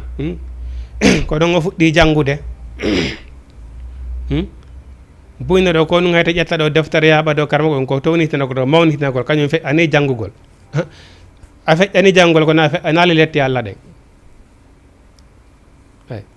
par ce que a wata gollude ko moƴƴi anda diina kan impossible wata wonude a janggay ayi majjiri sabu qur'ana fewɓe fewiri kadi sabu qur'ana on fewɓe wama yo dillu bihi illal fasigina ndaare noon Allah subhanahu wa ta'ala ene ɗum oyni o majjinirta sabu qur'ana sina yaltuɓe ɗeftare ɓen ayi yuɓe kañum ko Allah wi kon dakorali jaɓa jokki weli foti ka khaduma al khaidina ay ndaare ko ɗum malaikaɓe lettoɓe ɓen e hoore muɗum ala ko sohori ha hewti malaika lettoɓe ɓen ay ndaare ko ɗum ajrailu warowo on ajrailu ko malaikajo sohorɗo ndaare on si o arani haysi ko neɗɗo moƴƴanaɗo o arani o yeeya ko wiyete sohoryagal kon ayi ɗifa ko ɗum waɗi siko neɗɗo moƴƴanaɗo si hewti kaw mayata bala ajara no ara Allah ittay malaikajo ko ara binde maajo won si tawni ko moƴƴanaɗo o arda e kasange hara kasange on ka aljanna o ittimo o arda o jooɗo binde makko ajara elu hewtay ɗon tun o ko ɗum huwata ɗo wona golle ma won ɗo goy par ce que naworo komin yamira wargol ay immoɗo o ina ko Allah ne limmi ay o jooɗo ɗon ha ajara elu gayna hirsude ay kono nde mo wara oya hara on malakajo ɗon hino ɓadi binde makko ɗon malakajo yurmande ɗon enamo wota hulu hey sa maye hino to ka yahata haray mo holla mo aljanna on hino to ka yahata wota hulu ha wonkima ko ken sorto ay kono tellement ke nde woniri ajarelu kanko ko warowo kanko ko neɗɗo sokorɗo tum amma no tawni na neɗɗo moƴƴanaɗo baba ɗon malaka yurmande ɓadata ko ɗon ay ɓe hakkidama ɗon e ajara'ilu o lettamo ɗon ha wonki kin sorto ay ko ɗum waɗi so inni neɗɗon ko woni ƴoƴuɗo wonɗo kala bantejo ko gollanɗo koni ɓawa mayde nden kon gollanɗo koni ɓawa mayde nden kon o inni mana ko homɓe woni yaltuɓe ɗoftari Allah nden Allah zina ko ɓen yanɓuduna ɓe no firta ahadallahi ahadi Allah ndin enen en fof meɗen hiɗen ƴettode Allah ahadi mais hay heferaɓe hino jaaɓi ko Allah jeeyɓe heferaɓe ɓe sentirta ɓe wiyata ashhadu an la ilaha illallah wa sallam rasulullah ɓe wiyay ko Allah jeeyɓe ka mais seede muɗum so ɓiɗo moƴƴere kono wiyete ɓeyna diye merci ka heferaɓe jettata Allah mi anda ko onno ko diye merci ko onna hay menen min mutaki hefere kono min nane ɓe wiya ɗum min nane ko ɗum woni ɗum e français o naɓene ɓe yetti Allah e jakala koɓe heferaɓe kono ɓe andili Allah no woodi ka ɓe andi ko Allah tagi ɓe mais itti sikki an julɗo en fof meɗen hiɗen andi ko Allah ka hiɗen andi Allah no woodi ayi mais est ce que probléme on est ce que noon hiɗen jaaɓi ko Allah subahana wa taala yamiri en kon ko ɗum woni probléme on o inni Allah sina ɓen yan uduna ɓe no firta ahadallahi ahadi Allah ndi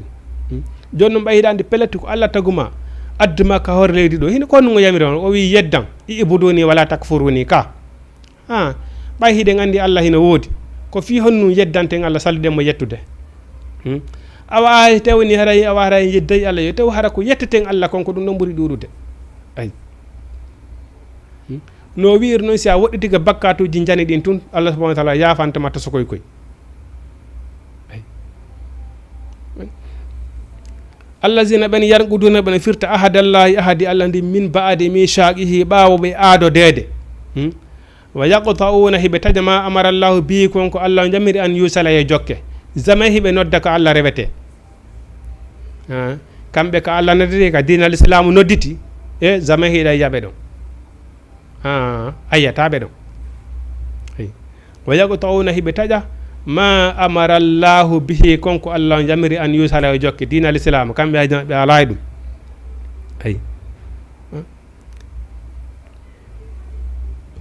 ay an yusala yo jokke yufsiduna hiɓe bonna fil ardi ka leydi ay ko bonnugol ɗum woni haaji maɓɓe ha duma al khaidina ay ɓe landiyama onon ko honno malaika ɓen siɓe fokkitirama ka yite malaika ɓen landoɓe onnun ko honnu wonno ɗon jokkunoɗon ko aduna ha tara ko yiite wonata gueɓal moɗon natugol aljanna nde wonanno on facile ko honnun jokkunoɗon ko aduna ha tawi ko yiite nataton hande premier position ko honno ɓe jabato galde ɓe wiya lam naku minal musallina minen ko adunare men juulata ayi donc point eyo hari on juulata eyo awa gasi wa lam naku munuti ul miskina haaja men alano ittugol sadaka ko miskino tampata haaja men alano e muɗum ka jonnugol ala wa kunna na huuduma al khaidina minen hare kaka pagay waɗete tun ka weeli foti tun a faami ƴiƴan keccan diway minen ko ɗum wonna golle amen minen ko min fayɓe nani ko min jeunesse hakkita men taw minen bon min waɗa vie amen on taw ay par ce que fiyon ɗum enen fof en wola joni ndaare ñande darga ko honto ɓuroyta sattude Allah honto ɓurata sattanoyde tagaɗo on Allah subhanahu wa taala ñawore nden konto ɓuranta sattante neɗɗo on kaka jeunesse yagal makko Allah subhanahu wa taala andata ɗum neɗɗo on jeunesse yagal magal ila ka heɓuɗa 15 ans ɗon e 40 ans ayi ɗon ñaawore nden sattanoya ɗon neɗɗo on carrément par ce que ko ɗon Allah subhanahu wa taala ɓurta ɓiƴoyde neɗɗo o ñande janngo par ce que ko ɗon woni fiima on ko ɗon Allah subhanahu wa taala sokolnoma ka jibinaɗa ɗon wonɗa penuhu sa wattata ko siko goɗɗo wattate sa waalike ko si goɗɗo waylitima hay ñammingol ko goɗɗo ñamminta ha heɓuɗa 12 ans kala ko watta ko siko goɗɗo wallete ko ɗum Allah subhanahu wa taala sokole ɗon e ma Allah sokolama ɗon hay fusi joni noon a heeɓi 10 ans a heeɓi 15 ans Allah subhanahu wa taala ko woni o wi yamire ɓiɓɓe mon ɓen juulugol kaɓe heeɓi duuɓi jeɗɗi o yamireɓe ɓe juulu si ɓe juulali ha ɓe heeɓi duuɓi 10 hannde kadi si ɓe saɓi ko julde ko yon piyuɓe andinanɓe koyeɓe juulu hannde kadi ɗon ila kaɓe heeɓi duuɓi 10 hannde kadi dina kam farlike ɓe 10 ans 15 ans 20 ans 30 ans 35 ans 40 ans neɗɗo si a fijiɗo hara a yakki kaliyere ma ko ɗum noon woni yakkugol kaliyere ma on carrément ila ka heɓuɗa 10 ans ha heɓuɗa 40 ans a salike gollande diina ya andu hara a yakki kaliyere ma on carrément a andu fusti marsali par ce que ay nde tumbere ɗo an e Allah hiɗo mari ɗo kontarandi mo randata yeeso Allah subhanahu wa taala ko laaɓi pos mais neɗɗo so heeɓi 40 ans 45 ans 50 ans ko ɗon jeunesse yagal hatte neɗɗo ka heeɓi 50 ans o hande kadi nayi jeunesse o compta hande kadi ka mawɓe comptaɗa mais mawɗo ko num wawi a awditeɗo joni awditeɗo entreprise iɗa sokoli golloɓe inna entreprise ma on ɗa sokoli golloɓe koɓe duuɓi 50 ko 50 sokoloɗa ko entreprise ma yo gollu ko fey ɗum hayta ɗaɓɓata pento par ce que ɗa andi ɓen ɓe wawata hay fusi ka ko gaynoɓe golle ɓen ko ɓen ɗaɓɓata bon daragol ɗo min komi gene bon a caƴi ɗan kestan jiwa jokka ɗo weeli foti ha heɓa 40 ans 50 ans innana golliri diina honno fende ko haalanda diina ɗon feƴƴirinoma laawike ɗon hannde kadi sina Allah subhanahu wa taala walloy ma yombatade wonay tan facile ayi Allah subhanahu wa taala ni ulaka ɓe khasiruna ko ɓe woni perduɓe par ce que jeunesse maɓɓe on fof ɓe yakki e weeli foti ayi jeunesse yagal maɓɓe ngon fof ono ha duuma al khaidina minen ko wonno gollamin aduna ko weeli foti wa kunna ma al khaidina onu Allah subhanahu wa taala ok udkhulu nara dakhilina malaka ɓe ginna wa gasi ɓawa noon ko aduna jeunesse yagal mangol fof ko weeli foti jokkuno ɗon ina bon ino dambuɗe yite ɗen uddite obligatoire ɓe naata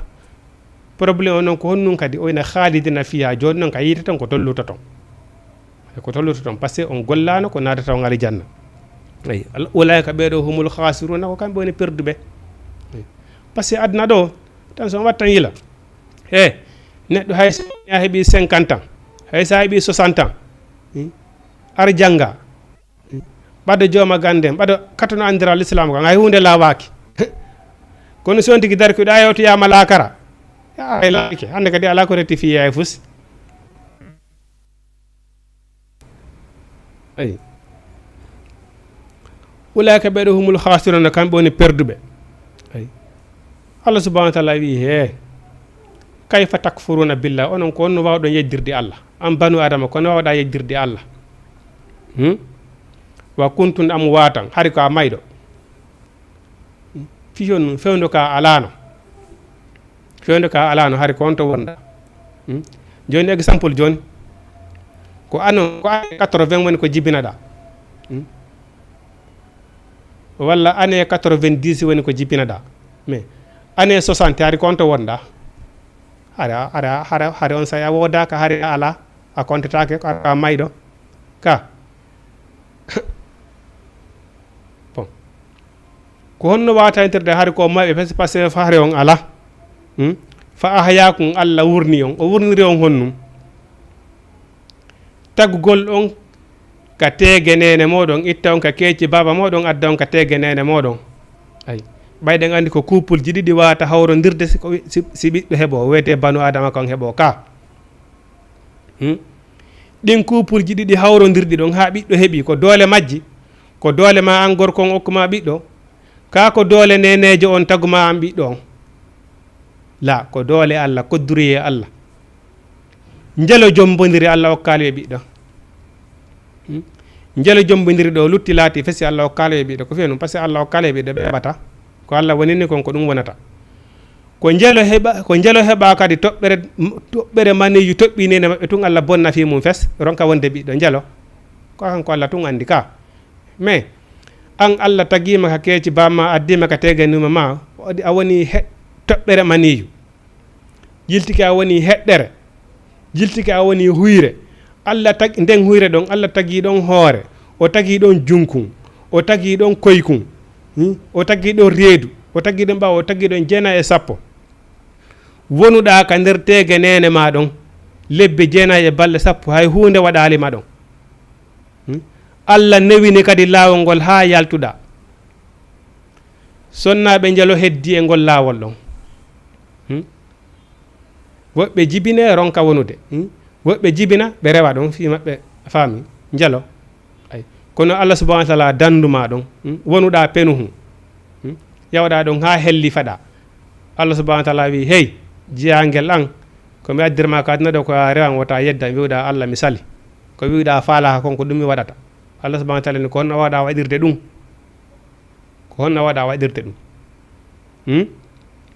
hari on ala fa hayakum Allah wurni on joni noon ahi ko ɗum waɗi so Allah subhanahu wa taala woni la yuhibbu kullu muhtalin fakhirin Allah yiɗa kala neɗɗo comportiɗo manti kono noon woni mantagol par ce que kañum ko hollugol ɓuri mum ala par ce que fiyo noon julɗo si Allah okkima moyen yiɗugol hoore mum ko jiya ɗum e dina l'islam si Allah okkima moyen sodangol hoore ma coñci labaɗi marɗi valeur islamu raɗaki ɗum si Allah okkima moyen darnalngol hoore ma galle hara way yiwɗoɗe wo innayi way hara no reewi heɓe wol siga majja islamu raɗaki ɗum yiɗugol hoore mum ɓay Allah okkima moyen yiɗugol par ce que no ɗum par ce que Allah okkugol ma moyen ha gayna wona kadi neɗɗo nayiɗo nayana hay hoore mum ɗum ɗon kadi jeeya kay l'islam ɗum na jeeya ɗum e dina si Allah okkima moyen yiɗu hoore ma yiɗa ɓandu ma ndun waɗa ɓandu ma ndun defar wattoɗa coñci yeɗɗuɗi hoɗa e galle yeɗɗuɗe sodana hoore ma oto yeɗɗuɗo mana hara kala yiwɗo ma way yiwɗo ma o anda hiɗa mari moyen na neɗɗo tampuɗo bon kono ɗum ɗon fof honnum anda hara a bewali hara a bewali tabita e hoore kulol Allah rewa Allah subhanahu wa ta'ala hara daral fiya heeɓi jawdi bewa ay sina ɗum hara hulɓinike ay innal insana la yattakha arra'a ustakhna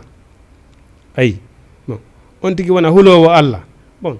joni noon neɗɗon si Allah subhanahu wa ta'ala taggima ɗum ɗo fof o wodino e fewde ko ala o taggima a woni hellifaɗo o timminitere maɗen fof daroɗa wiya an Allah subhanahu wa ta'ala ko yamirɗa alan ko mi waɗata haaju an ala e dewal mi jangata qur'ana haaju an ala e juuloɓe haaju an ala e wajatoɓe ay hakkata an ala e dina no ditata jokka ɗo weeli foti ha maydi nden tawama e hoore muɗum ay aray marsali summa yumitukum on say o waray on summa yuhyikum o wurntoya on kadi la sakka mo maayi o immitoto ay ɗum la sakka ay mo maayi o immitoto summa ilayhi on sakka kanko Allah turjone ko ruttoyta ɗon ay nam bon DG leere men on yoni ɗo ne batara heddani ken ɗo bon 7 minutes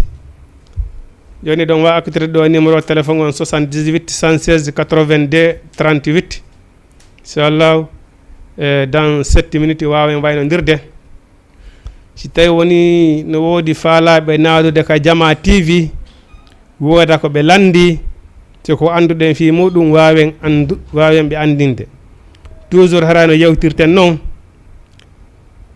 jaabagol landal ko hewtante ɗum minen gandal amen ngal okkali men taw jaabagol lande ɗen min hewtal ɗon taw kono noon inchallahu rabbi si on noddi si on woodi ko faala ɗon landa si tawni koko gandal amen hewti fi muɗum min wawi on jaabade amma si gandal amen hewta fi muɗum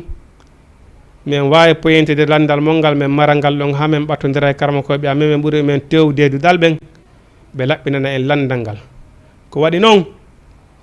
eno hulɓini hande goɗɗo wolata ka Qur'ana ko anda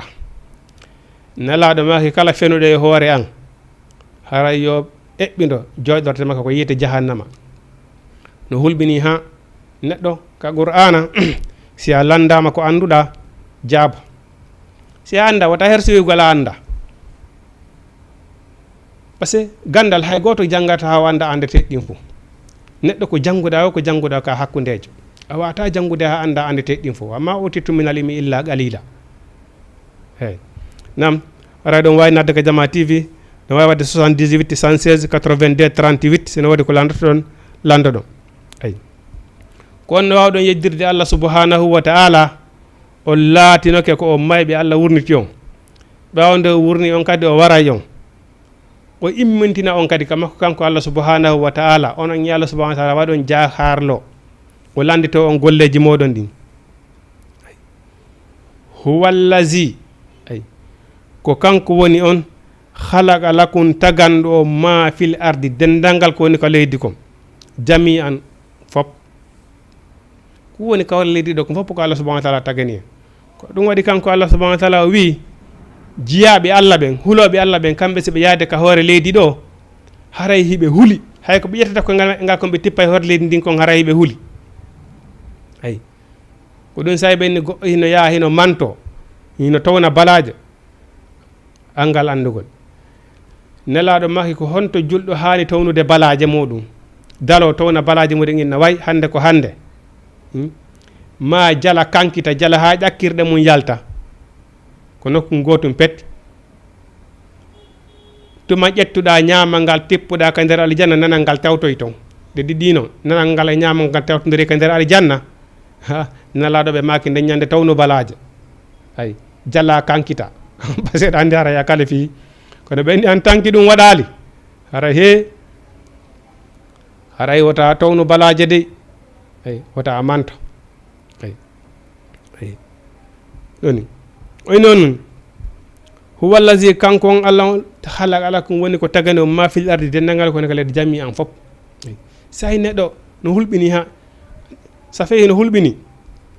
yeddugol Allah ka hoore leydi ɗo, hino hulɓini par ce que hiɗen yeddude Allah ka hoore leydi ɗo hande, janngo tun tawa ya hande andi hande hiɗa ka hoore leydi hiɗa yeddude Allah, janngo leydi ndin wontoyi e hoore ma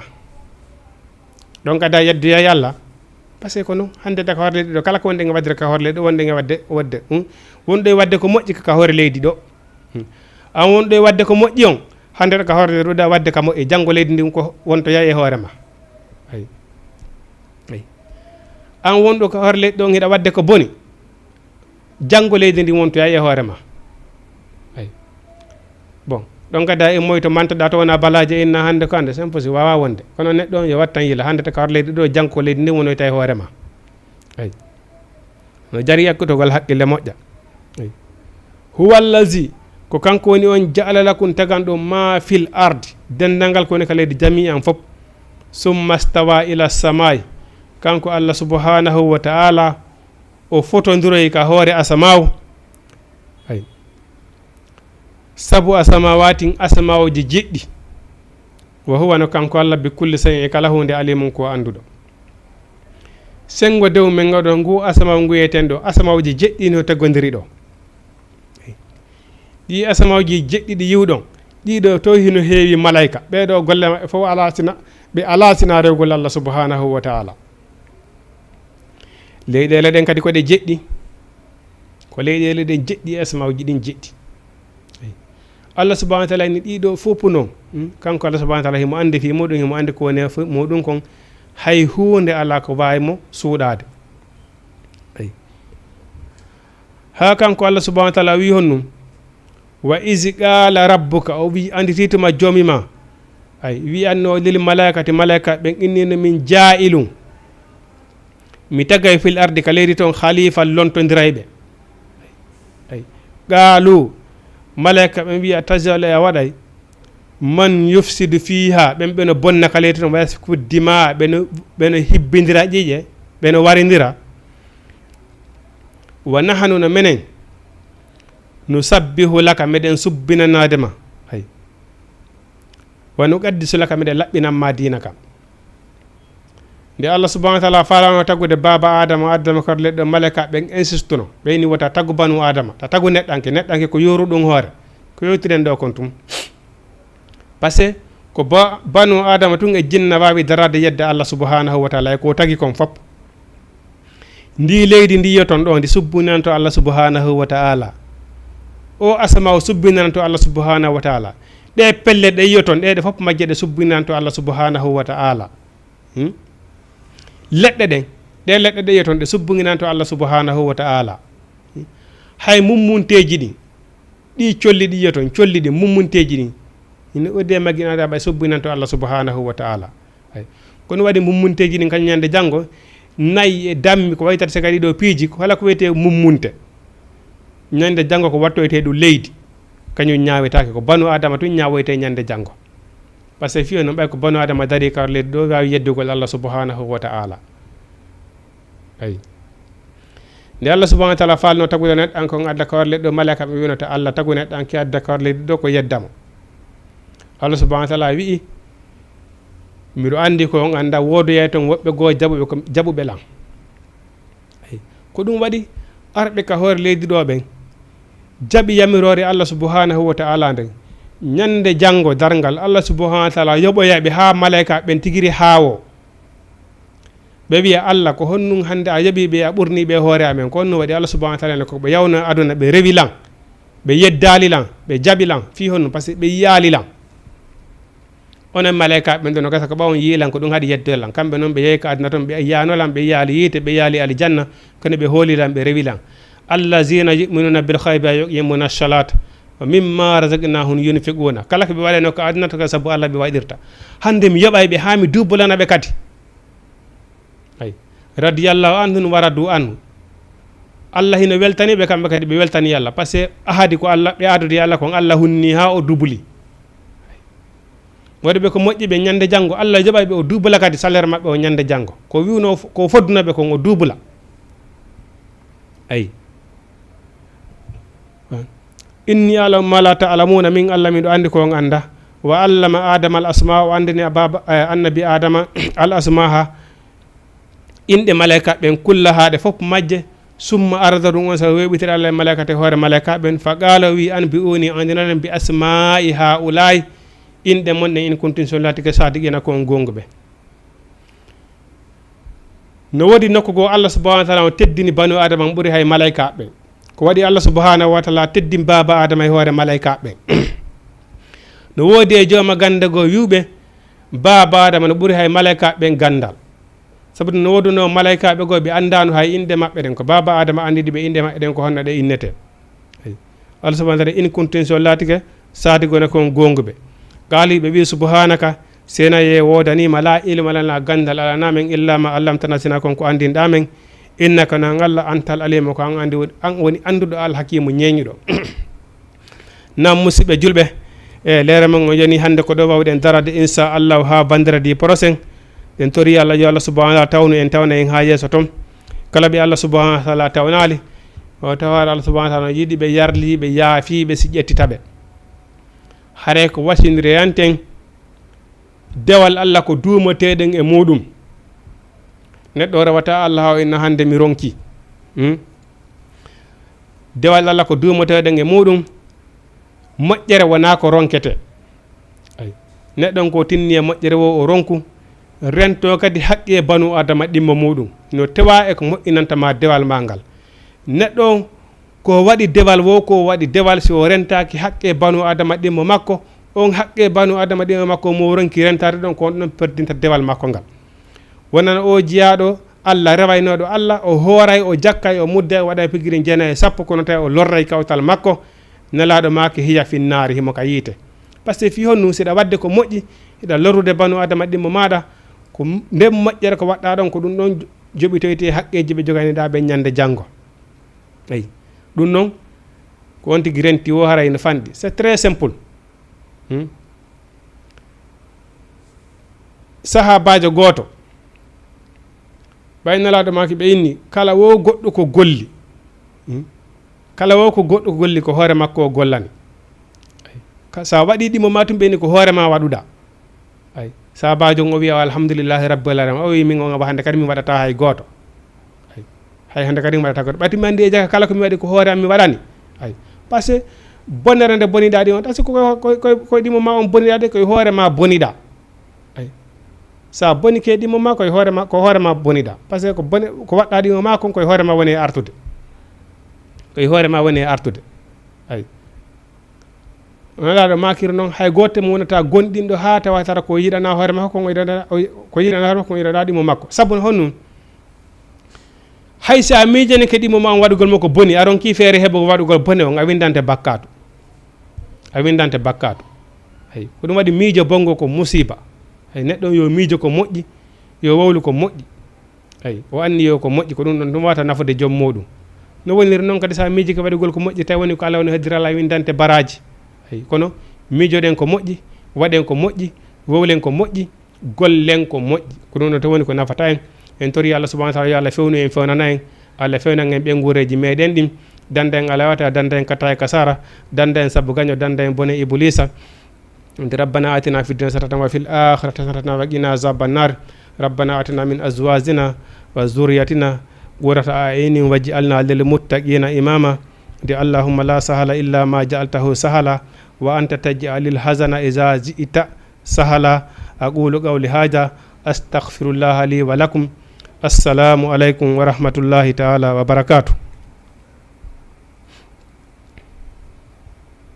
بسم الله الرحمن الرحيم.